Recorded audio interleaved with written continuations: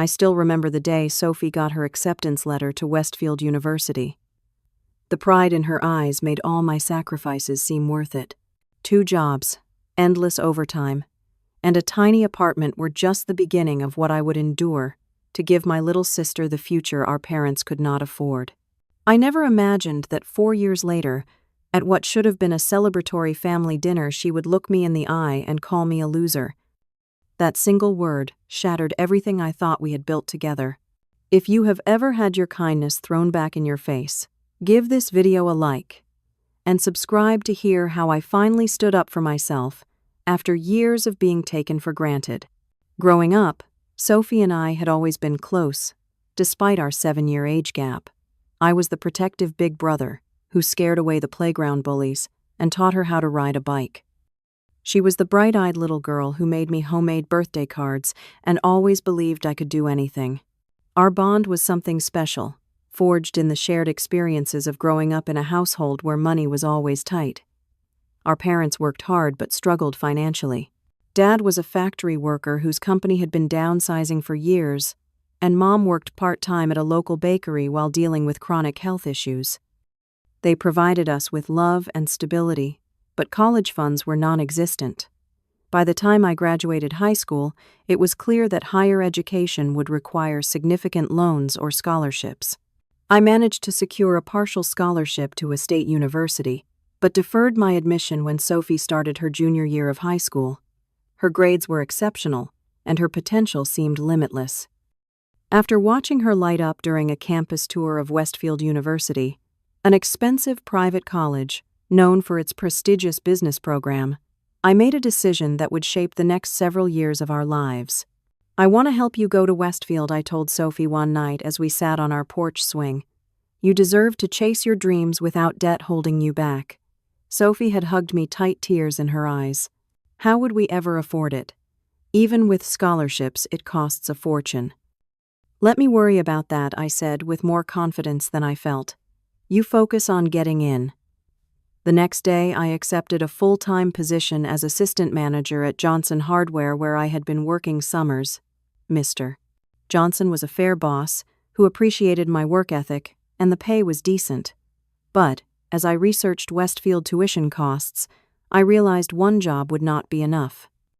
Through a friend, I found weekend work bartending at the Rusty Nail, a popular local spot that guaranteed good tips.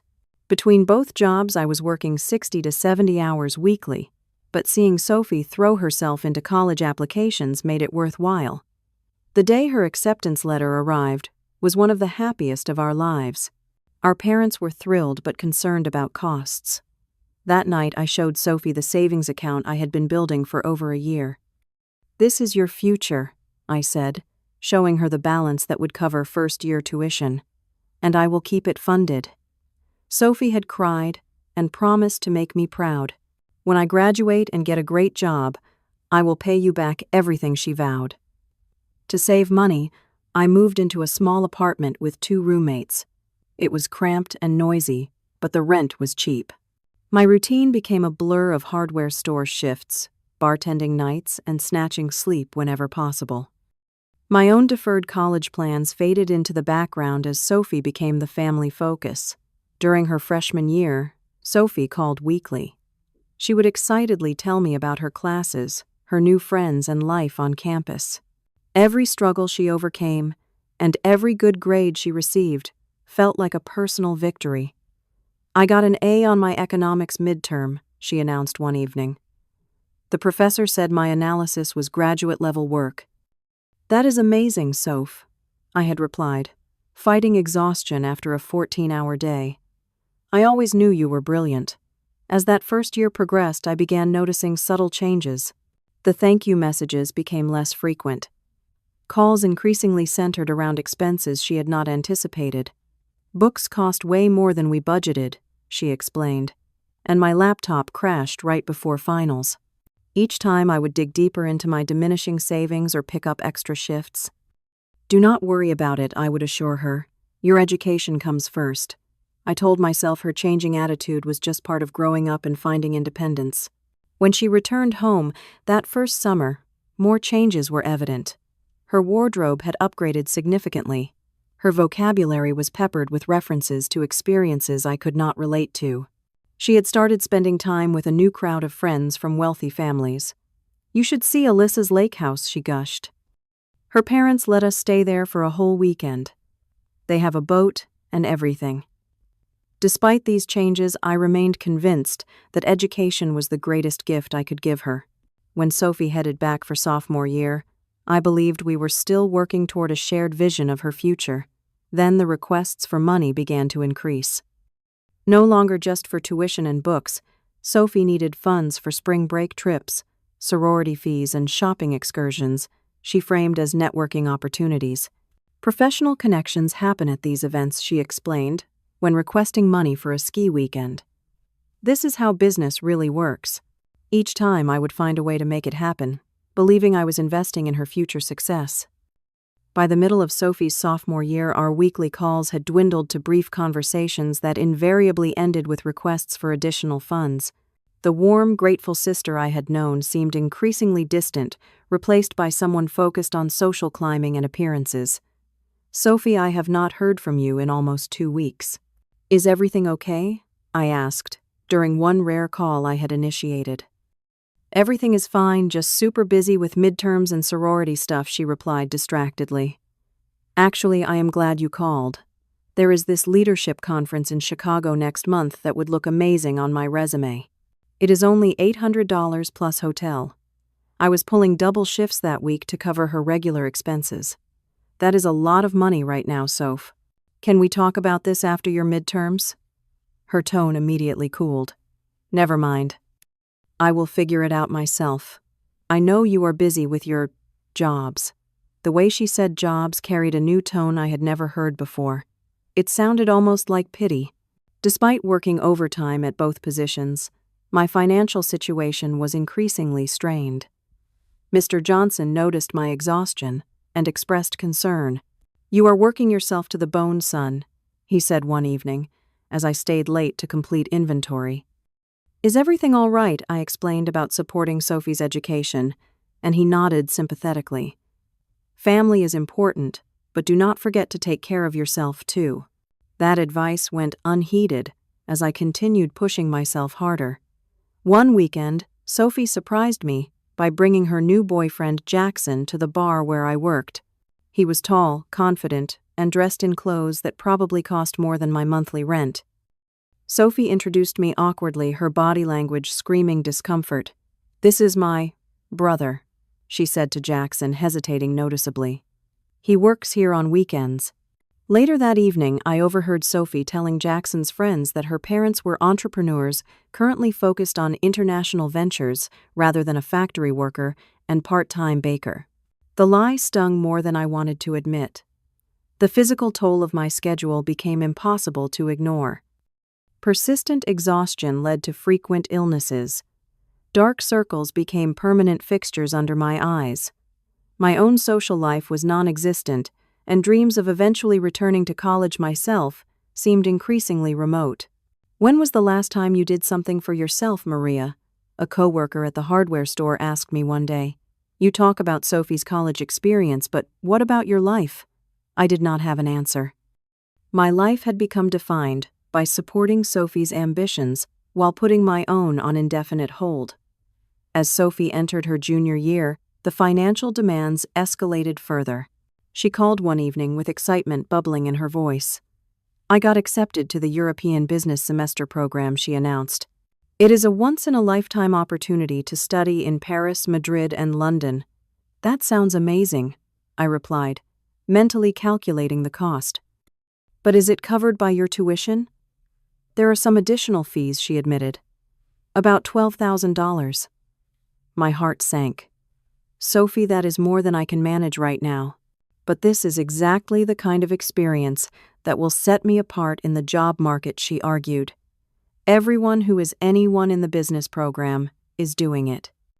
After a sleepless night, I visited my bank and took out a personal loan with a high interest rate, the only option available with my credit situation.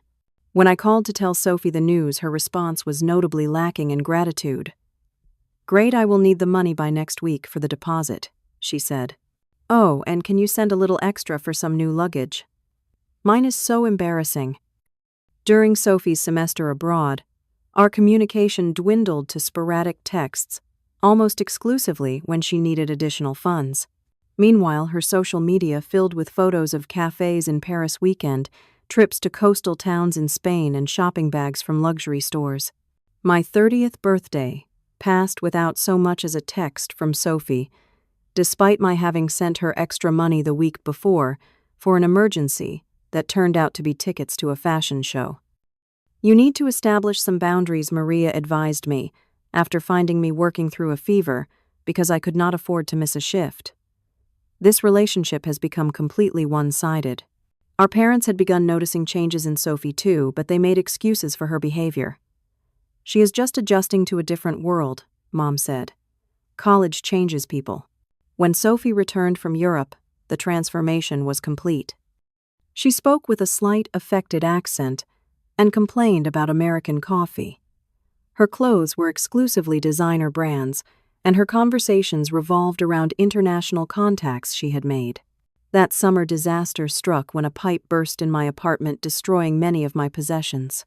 My emergency fund, which should have gone toward replacing my damaged belongings, instead went toward Sophie's request for professional wardrobe upgrades for her senior year internship. Sophie moved into a luxury apartment for her final year at Westfield, insisting that the location and amenities were necessary for hosting study groups and networking events. She asked me to co-sign the lease, which I reluctantly did after she promised to get a part-time job to cover some expenses. That job never materialized, and each month brought new rent panic and pleas for help. Working through increasingly debilitating back pain and chronic fatigue, I missed my first shift ever when I physically could not get out of bed. The resulting pay cut meant eating ramen for 2 weeks straight. At Thanksgiving, Sophie breezed in late to our family dinner, spent most of the meal texting, and spoke at length about her connections without once acknowledging the sacrifices that had made her education possible. When Mom gently mentioned my contributions, Sophie changed the subject.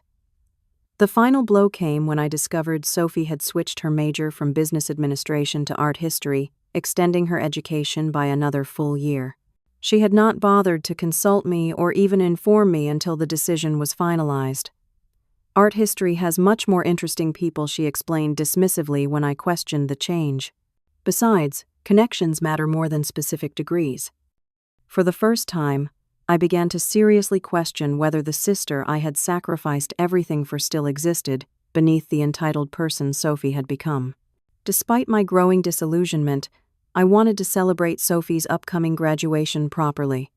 I planned a special dinner at a nice restaurant. Nothing extravagant, but nicer than anywhere I would normally go.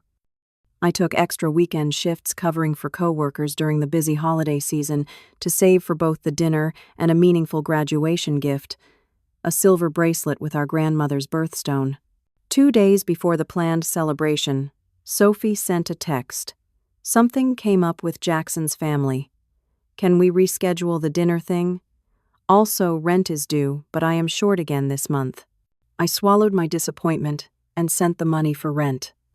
The carefully chosen bracelet remained in its box, tucked in my dresser drawer. Spring arrived, bringing with it an end-of-year family dinner at our parents' house to celebrate Sophie's upcoming graduation. I arrived early to help Mom prepare despite exhaustion from covering a coworker's shift.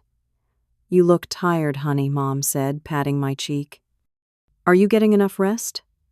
Before I could answer, the front door opened and Sophie walked in, followed not just by Jackson, but also by his parents, elegantly dressed people who looked distinctly uncomfortable in our modest home.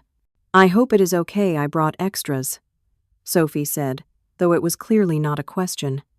Jackson's parents wanted to meet everyone before graduation. Throughout dinner, Sophie barely acknowledged my presence, focusing instead on impressing Jackson's parents with stories about her study abroad experiences and internship connections. When asked about post-graduation plans, she launched into an elaborate description of a management training program she had applied for at a prestigious firm. It is extremely competitive, she explained. Only people with the right background and connections even get considered. Jackson's father, a successful business owner himself, nodded appreciatively before turning to me. "And what about you, young man? What field are you in?" Before I could answer, Sophie let out a small, dismissive laugh. "Oh, he never went to college. He is just a hardware store manager and weekend bartender." The table fell uncomfortably silent as she continued. "Actually, he is kind of a loser who never even tried college. Some people just do not have ambition, you know." The words hit me like a physical blow. After years of sacrificing my own dreams, health, and financial security, being dismissed as someone who never even tried by the very person I had given everything for was unbearable. "I succeeded, despite coming from nothing," Sophie added, seemingly oblivious to the pain she was causing. "Some people make excuses, others make it happen." I looked to our parents, hoping for some defense, but they sat in uncomfortable silence, unwilling to create conflict. Jackson looked deeply embarrassed, but said nothing. His parents exchanged a glance I could not quite interpret. Without a word, I stood up, placed my napkin on the table, and walked out. No one called after me. Later that night, my phone buzzed with a text from Sophie. "I need next month's rent early. Jackson and I are planning a pre-graduation trip to Miami. Can you send $2,000 by Friday?"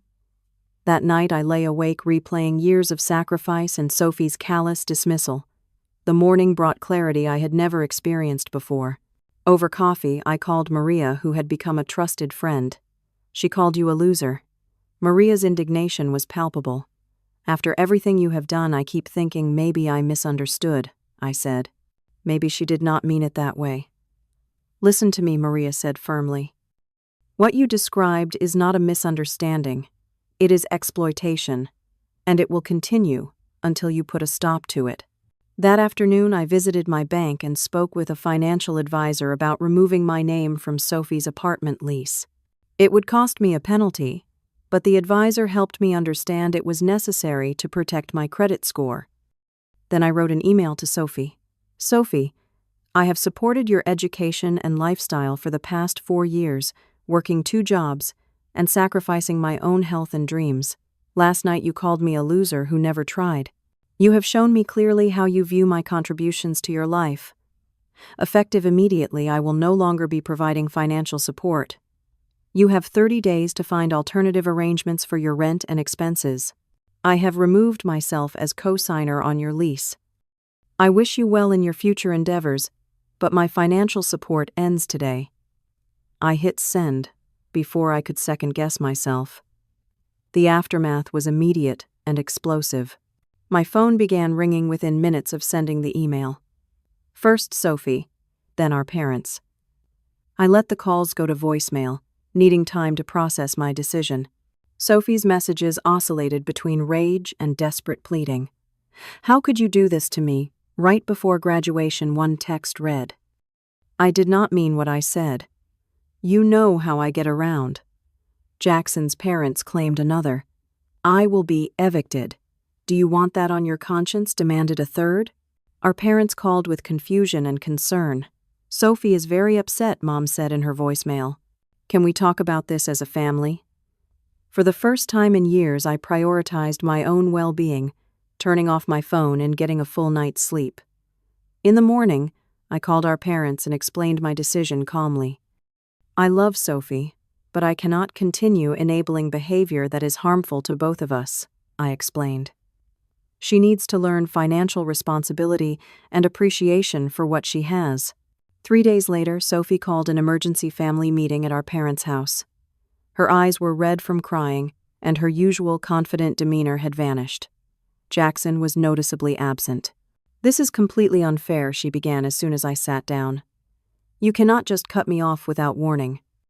"Sophie," I replied calmly, "I have spent the last 4 years giving you everything I could. Do you have any idea how much money I have put toward your education and living expenses?" She rolled her eyes. "I know it was a lot, but that is what family does. And I was going to pay you back eventually." I opened a folder containing financial records I had compiled. "The total is $128,000 over 4 years. That includes tuition, your apartment, your study abroad program, and all the emergencies that somehow always coincided with social events. Our parents gasped at the figure. Mom's hand flew to her mouth. "We had no idea it was that much," Dad said quietly. "That cannot be right," Sophie protested. But her voice lacked conviction. "It is all documented," I continued. 2 jobs, 60 to 70 hours a week, for 4 years. No vacations. No social life. Deteriorating health. All while deferring my own education and dreams. But what about my rent? My graduation? My future? Sophie's voice had taken on a panicked edge. "Your future is still yours to build," I replied. "But from now on, you will need to do it on your own resources like most people do." Later that week, I learned from our mother that Jackson had broken up with Sophie after learning the truth about her financial situation and her treatment of me.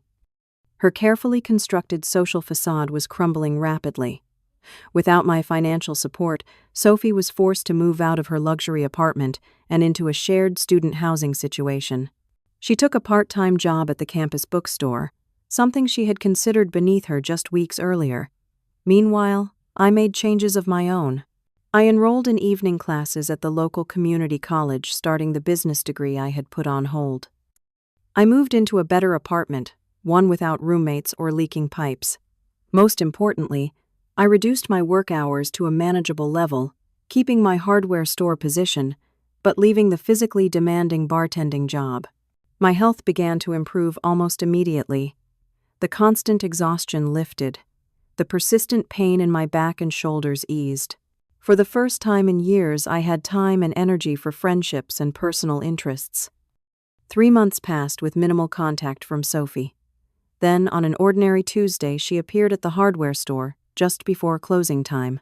She looked different, humbler, less polished, more like the sister I had once known. "Can we talk?" she asked hesitantly.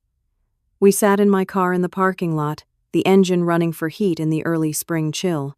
"I am sorry," she said after a long silence. "Not just for what I said at that dinner, but for how I treated you for years." I did not see it then, but I do now. "What changed?" I asked, not ready to simply accept the apology. "Everything," she admitted. "Without your money, I lost my apartment, my boyfriend, my fair-weather friends. But losing your respect hurt the most.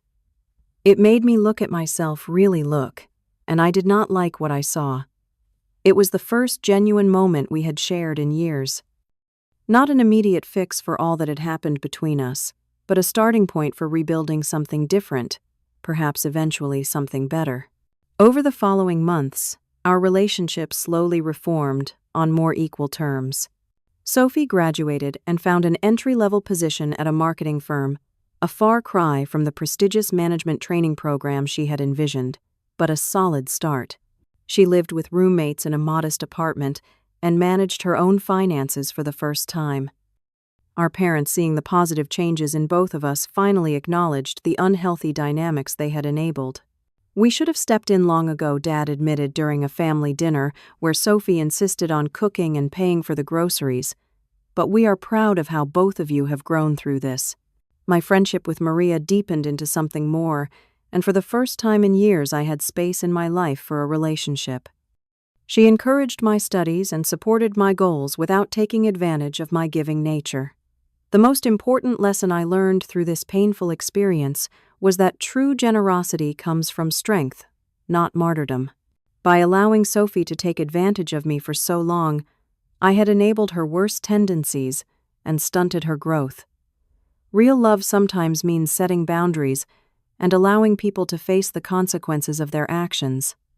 Have you ever had to make the difficult choice between helping someone and enabling them? Share your experience in the comments below. I would love to hear how you navigated that challenging balance between supporting loved ones and maintaining your own well-being. And if this story resonated with you, please like, subscribe, and share with someone who might need to hear that standing up for yourself is not selfish. It is necessary for healthy relationships. Thank you for listening to my journey, and remember that true generosity should lift both the giver and receiver.